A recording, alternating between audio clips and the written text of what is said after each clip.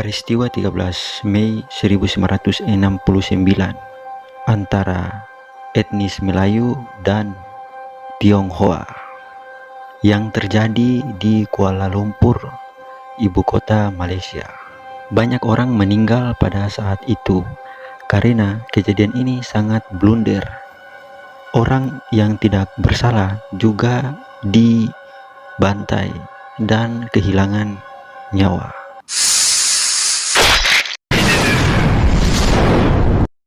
Peristiwa ini merupakan puncak kemarahan orang Melayu yang merasa miskin di tanah mereka sendiri. Berikut ini adalah beberapa fakta terkait peristiwa 13 Mei 1969. Ini terjadi setelah pemilihan umum Malaysia, di mana Partai Aksi Demokratik dan Gerakan memperoleh keuntungan atas koalisi yang berkuasa, Partai Aliansi. Kejadian dimulai dengan perkelahian antara orang Melayu dan orang Tionghoa yang mengejek mereka. Perkelahian tersebut kemudian berkembang menjadi pelemparan botol dan batu, pembakaran mobil dan toko, pembunuhan dan penjarahan. Kekerasan ini menyebar dengan cepat ke seluruh kota, menyebabkan banyak korban jiwa dan harta benda yang musnah. Pemerintah mengumumkan keadaan darurat dan membubarkan parlemen. Pada 16 Mei 1969 dibentuk Badan Pemerintah yang diketuai oleh Wakil Perdana Menteri Tun Abdul Razak, yaitu Majelis Gerakan Negara. Beberapa keputusan diambil untuk mencari jalan penyelesaian seperti pembentukan Majelis Perundingan Negara dan Ekonomi Baru dan Rukun Negara.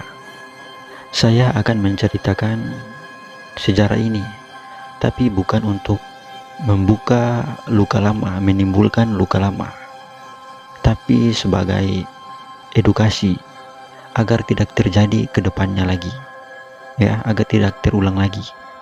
Sejarah ini warga Kuala Lumpur mengamuk karena perbedaan politik, di mana dua pemain utamanya adalah partai-partai yang berkuasa saat itu yang dipimpin oleh UMNO dan partai-partai oposisi yang dipimpin oleh DAP.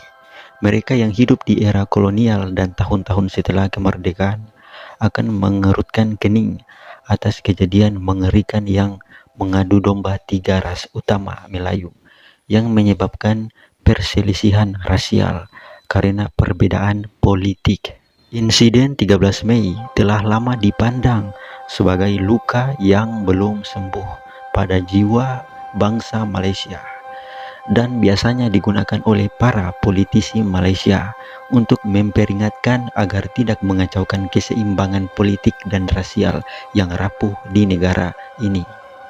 Kerusuhan ini dipicu setelah Partai Aksi Demokrasi yang beroposisi dengan mayoritas Tionghoa meraih hasil yang baik pada pemilihan umum 1969, berkoalisi dengan Partai Aliansi yang berkuasa di negara bagian Selangor, di mana kerusuhan tersebut terjadi.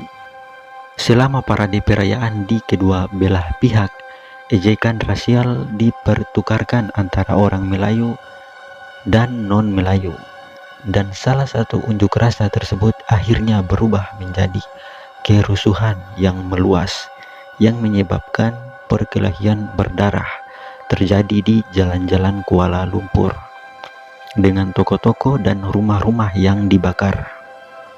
Meskipun pihak berwenang dengan cepat mengerahkan tentara dan keadaan darurat serta jam malam diberlakukan, ratusan orang telah tewas.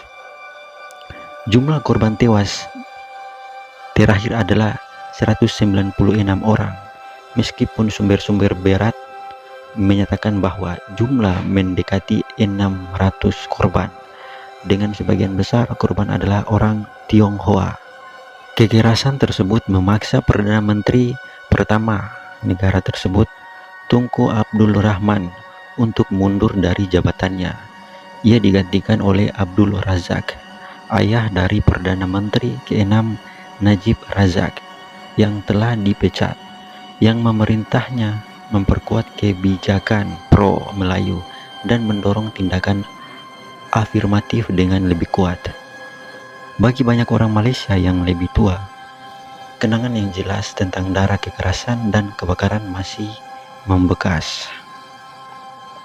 Ini terjadi pada malam hari hiruk pikuk yang tiba-tiba orang-orang ditebas dan ditewaskan di tempat oleh orang Melayu dengan benda-benda tajam seperti pisau dan pedang.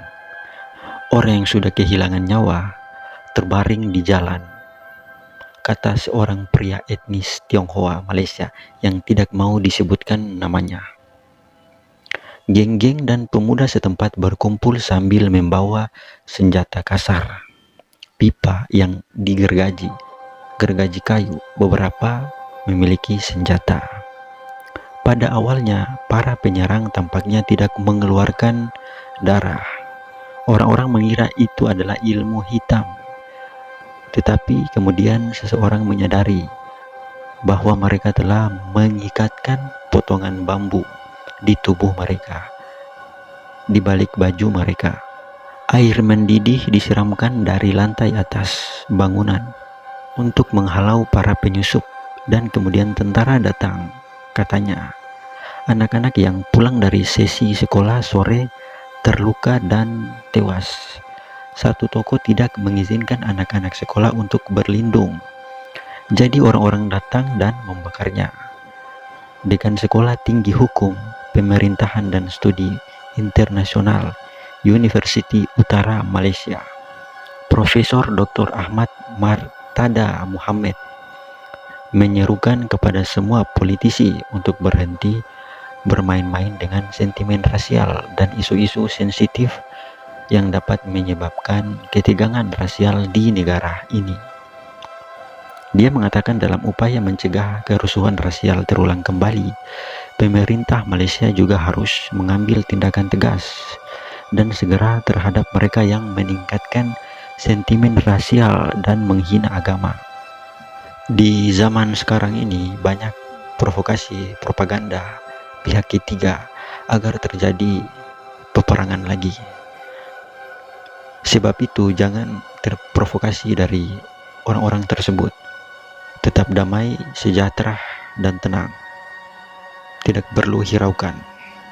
Sampai jumpa lagi dengan saya Izal Samsudin. Salam kritis.